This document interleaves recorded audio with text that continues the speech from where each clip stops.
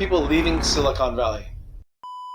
I'm doing this video to give people an idea of why they might leave, and these are things that maybe you should pay attention to if you are moving into the area. The number one reason is the high cost of living in Silicon Valley. It is very high cost. It actually, overall, the percent higher than nationwide, the national average, is actually pretty insane. I'm going to tell you that in a second, but first, to live in San Francisco. Live in San Francisco, the average cost to live, just to live in San Francisco, you have to be making $131,000 a year. San Jose, $124,000 a year. In Fremont, you have to make $117,000 a year. And in Palo Alto, a minimum of $220,000 a year. So that's kind of a broad scope of the Silicon Valley area. And other cities, smaller and a little larger, San Francisco and San Jose are actually the two largest cities, but there are a lot of other cities inside that as well. And those other cities might actually vary. You have Los Altos, Cupertino, so many different areas that actually might cost more or less, but kind of a broad scope there. Palo Alto, 220, that's probably where you're going to kind of area tends to be the most expensive places along into the Los Altos hills as well.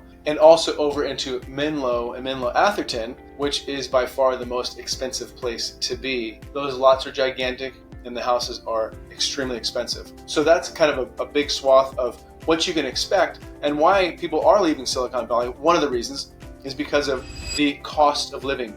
Now, overall, the cost of living in Silicon Valley is 451% higher than the national average. So yeah, you can certainly understand why people leave because of the cost of living, just when you put it into that little bucket. The quality of life concerns in Silicon Valley, people do leave because of the quality of life. One of the reasons is Silicon Valley, it tends to be a place that you continuously just kind of go. It's kind of a go, go, go.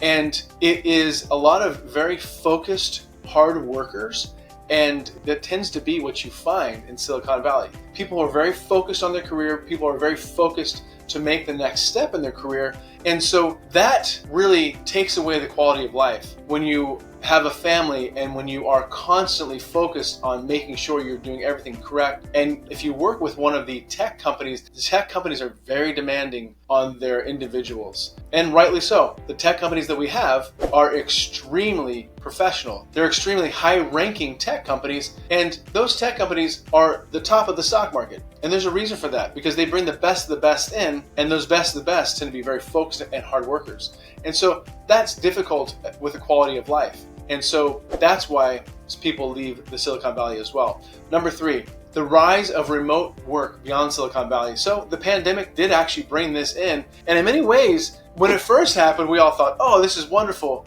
And there are still many people that can actually benefit from this and work remotely. And as of right now, that's how things are going. With a lot of the big tech companies, they are still allowing individuals to work remotely. Number four, the impact of layoffs in the Silicon Valley. So when there are layoffs in Silicon Valley, that does certainly impact people moving out of Silicon Valley, because if you're not working here and you can take a job remotely someplace else, or you can go someplace else and you can work through the funds that you saved while you were here, then it makes sense that if you're laid off to go someplace else. Number five, that takes us into seeking investments, seeking to find a position in other tech hubs outside Silicon Valley. And those different areas are going to be Austin, Seattle, Miami, those areas, and there's also other areas that are starting to kind of pop up as well. Silicon Valley was really founded on the tech overall, and that's really where things have grown and flourished from. Silicon Valley started off as a pretty incredible area, and it always has been. And historically, it's always been a very high cost area, and that has not changed. And it doesn't look like it's going to change anytime soon either. But with that said, people and companies will outgrow the area and they'll move to other areas in order to create tech hubs. And that's why some people do leave the Silicon Valley, is to go find another tech hub, another opportunity at a tech hub. And if it's a tech hub that's just getting started, well, maybe that's a great opportunity for them to find and to just kind of build up from there and continue to build their career in a new area. Number six, this is a fun one, taxes in California. Taxes in California are one of the highest nationwide. There is no question about this. Taxes in California, it's just the gift that keeps on giving. And that's the best way to put it. If you were going to live in Silicon Valley and in California in general, but Silicon Valley specifically, the taxes here do tend to be much higher than they are everywhere else. The regulations, this ties into number 6 as well, but number 7 is regulations. California is the highest regulated state in the US by far. And so having high regulations does make it difficult for a small business to run because you have to meet the regulations in order to run. And so that makes it difficult. Number 8, retirement. So why do we all work so hard so we can eventually retire? We save our money, we do the best we can, we invest it, and we want to retire. Retiring in Silicon Valley makes it very difficult, even if you own your house outright. Owning your house outright and not trying to repurchase does make it very difficult to stay in Silicon Valley when you retire. And the cost of living, remember, just the minimum. You're looking at $124,000 in San Jose, $220,000 in Palo Alto. And we can go back to the taxes as well. Property taxes are pretty rough. However, Prop 13 is a huge favor that we have in California. I'll do a separate video on that. Prop 13 is actually a really incredible benefit that we have in California. Prop 19, if we go into propositions, I'll throw Prop 19 in there as well because Prop 19 ties into Prop 13. There are some constraints that Prop 19 creates around Prop 13, but that's a different conversation. And so that does tie into the retirement though and to the taxes for individuals who are leaving Silicon Valley. They may want to go someplace else in California where it costs less to live, and maybe using that Prop 19 and keeping their tax base of their original purchase is something that they want to do. So that takes me to number 9, job relocation. The job relocation, if we go back to the regulations will push some of the bigger companies out. And so inside those regulations, the job relocation, those folks that don't have that job anymore because their company left, the job relocation, that's one reason that people leave as well.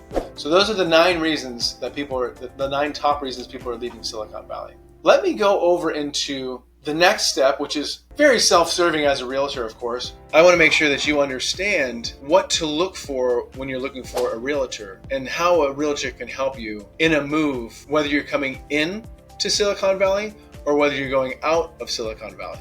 Number 1, you want to have an expert market analysis. You want to make sure you have an idea once the dust settles financially. So once you sell your home, what is this going to look like for you? Now, whether you're in a position where you have a lot of debt, as you leave, you'll be paying that debt off, or if you're going through a divorce, you want to have, and you have debt to pay off, or you'll be splitting assets, or if it's a probate sale. There's a lot of different moving parts there, but regardless of how that looks, you want to make sure that you're not having to pay money out of your pocket in order to leave during the sale. And if you do, there's other strategies for that. But what you want to do is you want to have a market analysis to make sure that things moving forward are going to put you into a position that you want to be in, or you can actually plan for where you're going to be. You also want to make sure that you're working with somebody who has a specific marketing plan. Now, not every house has the same marketing plan, but you want to make sure that you're working with somebody who's going to help you with the marketing, bring in the right buyers, and that can look a lot of different ways. Not any house is going to be the same really there. So you want to make sure that you have the correct marketing plan for your home. Number 3, assistant with home preparations and staging. Okay, so home preparations and staging in Silicon Valley, every market is different. And Silicon Valley, I can speak specifically for Silicon Valley because this is where I sell homes. So the home needs to be prepared and it needs to be staged. There's no ifs, ands, or buts about that. I'm happy to have a conversation with you about that as a seller if you really, really don't want to. But the fact of the matter is, if we're going to get top dollar for it and we're going to have the best presentation to the market, then it needs to be prepped and it needs to be staged. And those are things that I am absolutely excited to help my clients with. I do the design, I help with the prep, I get everything done for them so that they can really just move on to the next step as we set out in our strategy. So it's very important. Those 2 things, the preparation and the staging, very important. Number 4 is one of the areas, and everything is so important. All of these are very important. But number 4 is extremely important in the negotiation. In negotiating to make sure that you sell your home in the best possible way, meaning that you get the best possible price, is going to be the negotiations. And negotiations are one thing that as a realtor, I do every single day, day in and day out. And that doesn't mean to be the meanest person in the tank. Some may see it that way, but it's not. Or that doesn't work for me anyway. And so negotiations are certainly the thing that is so important to make sure that in representing clients and when you're working with somebody, to make sure that they are a good negotiator and they're going to work and negotiate on your behalf. That is a very important part of your realtor's position in working to make sure that you are getting the best possible price for your home, and inside the negotiations that overall you're being taken care of the best that you possibly can. And with the negotiations, where that's going to come as well, part of the negotiations is going to be making sure the house is priced right. That's going to be part of the negotiations. And it's not a matter of pricing the house super, super low. Sometimes that's what it looks like is the only thing that happens, but it's really not. Pricing the house correctly. Every market is different, and every market, every neighborhood can actually be different as well. And the market fluxes. So the market has fluctuations that are constantly changing. So sometimes it makes sense to bring the price down. Sometimes it makes sense to have the price a little higher. So you want to make sure that you are working with somebody who knows how to negotiate and also have the strategy for the pricing. Coordinating your move out, making sure that as you are selling your home, you're going to be leaving the home as well. And so if it's an investment property, then you still have a strategy to be getting whatever it is, sometimes it's just money, out of the house and into the next position. As an investor, it might be moving on to a 1031 exchange. So that's a possibility as well. But as a homeowner, if you're selling your home, you need to be leaving the home as well. So that's something that's going to be necessary as well, is the logistics of helping you get out of the home. How does that look for you? What best possibility is that for you? Let's set up the plan, move forward, and make sure that we have that to work for you so that you have an idea and that you can take steps in order to make that move. Not all or not any sale is the same, specifically in that category. Number 6, helping you find a real estate agent that's in your new area. In your new area, if you're going down south, a lot of people will leave Silicon Valley and they'll move down south. And some people will just want to purchase a second home down south, maybe before they move down there. And if that's the case, you want to work with somebody who is in networks and that can refer you over to somebody else who is also a good, solid agent. I interview agents all the time that are outside of the area so that I can make sure when I'm referring out, that I'm referring my clients to good, solid agents. This business is very interesting, and I will bet everything that there is not one business plan for one agent to the next that is in any way, shape, or form the same. Everybody has a different business plan. Everybody has a different way of working with their clients. Everybody has a different business model. So you want to make sure that you are working with somebody who can refer you out of the area as well, whether that's in California or different state or a different country for that matter. So you want to make sure that that's there as well. And if you are working with somebody, make sure you ask them. Ask them, can you give me a referral for this area or that area? And if it's a couple of different areas you're thinking of, that's fine. We can have the conversation with multiple different agents to make sure that the clients are being taken care of. Because the client really is the main focus. And we want to make sure our clients are being taken care of. We want to make sure our clients are being taken care of, bottom line. So number 7, tax implications and financial strategies. So tax implications, capital gains, that is certainly a real thing that we deal with in the Silicon Valley, is capital gains. There's no question about that. You bought a home at one point and you're selling a home at another point, and many times that next point is much higher than what you actually purchased at. Capital gains will be taxes you pay above a certain amount, and it is necessary to understand that many times just going into it. And I do need to say this, I'm not a CPA and I'm not a tax attorney. I can always refer a CPA or a tax attorney to you if you don't have one. And that way you do have a good strategy. Being in Silicon Valley, you want to make sure that you're working with professionals. There's a lot of very intricate pieces to the laws and to taxes, especially when you're talking about the type of money that you're getting when you're selling a home that you've been in for 30 years in Silicon Valley. Millions of dollars many times. So that's something that you want to be focused on. Don't try and eyeball that or throw spaghetti against the wall and hope it's going to work out, because in 3 years from now, you don't want Uncle Sam coming back to you and saying, hey, you owe me 500 grand. That's never a good call from the IRS. Actually, most calls from the IRS are never good. So that's where you want to be with that. And that is understanding tax implications and financial strategies. And the financial strategy part of it too. Financial strategies can also be, are you working with the right people to make sure that the funds you are pulling out are going someplace that they're going to work for you, and that you're not just going to Vegas and blowing it overnight? That would be horrible. You want to make sure that you do have those right things in place, because again, we're talking about a lot of money. Number 8 is managing long distance transactions. So this happens all the time. I have a client who has to move for work, for example, and they're moving to Idaho, or they're moving to Seattle or Miami or New York, and they have to leave tomorrow, and their spouse is at home still for another month while that spouse is the one packing up the house. Well, that spouse has the house, has the kids, has everything else. You want to make sure you're working with somebody who's going to help with that and really help kind of line everything out for them.